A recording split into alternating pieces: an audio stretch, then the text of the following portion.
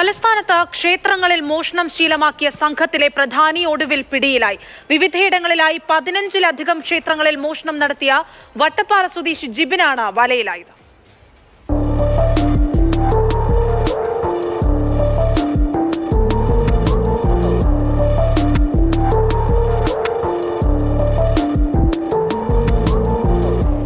രണ്ടു മാസത്തിനിടെ ലക്ഷങ്ങൾ വിലമതിക്കുന്ന സ്വർണ്ണാഭരണങ്ങൾ, നിലവിളക്കുകൾ, പൂജാപാത്രങ്ങൾ എന്നിവയാണ് മോഷ്ടിക്കപ്പെട്ടത്.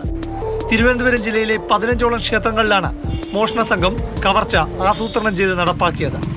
വട്ടപ്പാറ അരശുപറമ്പ് തെച്ചേക്കോണം വീട്ടിൽ 29 വയസ്സുള്ള ജിബിനാണ് സൂത്രധാരൻ. നെടുമങ്ങാട് പുത്തൻപാലത്ത് നിന്ന് സ്കൂട്ടർ മോഷ്ടിച്ച് വ്യാജ നമ്പർ പതിച്ച് അടുത്ത മോഷണത്തിന് തയ്യാറെടുക്കുമ്പോഴാണ് വേങ്കോട് ഭാഗത്ത് വെച്ച് രാത്രി ജിബിനെ പോലീസ് പിടികൂടിയത്. രാത്രികാലങ്ങളിൽ മോഷ്ടിച്ചെടുക്കുന്ന സ്കൂട്ടറിലും കാറിലും സഞ്ചരിച്ച് കവർച്ച നടത്തുന്നതാണ് പ്രതിയുടെ രീതി.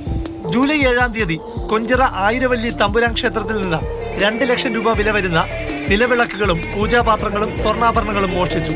ജൂലൈ 8-ന് പെരിങ്കൂർ തമ്പുരാൻ ദേവി ക്ഷേത്രമായിരുന്നു ലക്ഷ്യം. 1 ലക്ഷം രൂപ വില വരുന്ന 50ഓളം നിലവിളക്കുകൾ അവിടെ നിന്ന് കവർന്നു.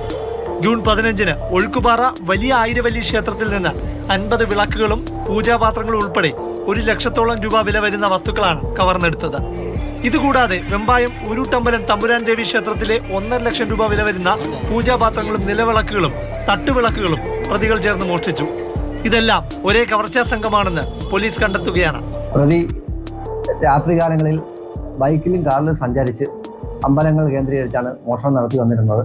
വെമ്പായം, കന്യാകുളങ്ങര, വെഞ്ഞാറമൂട്, നഗരൂർ, നെടുമങ്ങാട്, പാലോട് സ്റ്റേഷൻ പരിധികളിലെ നിരവധി അമ്പലങ്ങളിൽ നിന്നാണ് 5 ലക്ഷത്തോളം രൂപ വില വരുന്ന വിളക്കുകളും പൂജാപാത്രങ്ങളും സ്വർണവും ഉൾപ്പെടെ പ്രതികൾ മോഷണം നടത്തിയത്.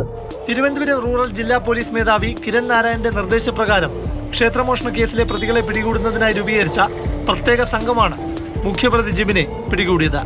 അറസ്റ്റിലായ ജിബിന്റെ സംഘങ്ങളെ പിടികൂടാനായി അന്വേഷണം ഷാഡോ പോലീസിന്റെ നേതൃത്വത്തിൽ ഊർജിതമാക്കിയിരിക്കുകയാണ്. മോഷണ മുതലുകൾ വിവിധ ജില്ലകളിലായാണ് പ്രതികൾ വിൽപ്പന നടത്തിയതെന്നും പോലീസ് കണ്ടെത്തുന്നു.